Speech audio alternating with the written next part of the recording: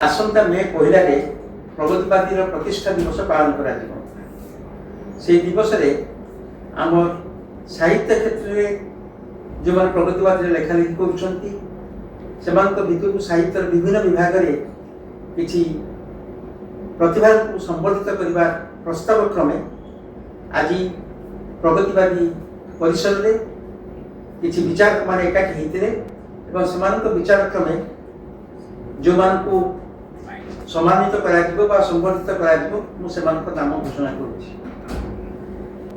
प्रगतिवादी साहित्य सम्मान ये सम्मान प्रथम थर पर दि जाउछि।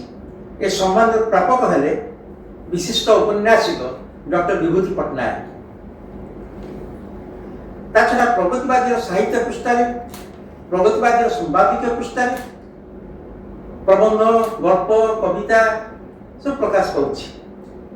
तो प्रबंध विभाग में डॉक्टर बासंती महांती और डॉक्टर अंतर्जिता नायक जुग्म भाव से माने सम्मानित हेबे एवं गल्प शिवसुंदर पाणिग्राही कविता चित्रा कानूनगो एवं शिशु साहित्य क्षेत्र में रमेश दास को सम्मानित करा।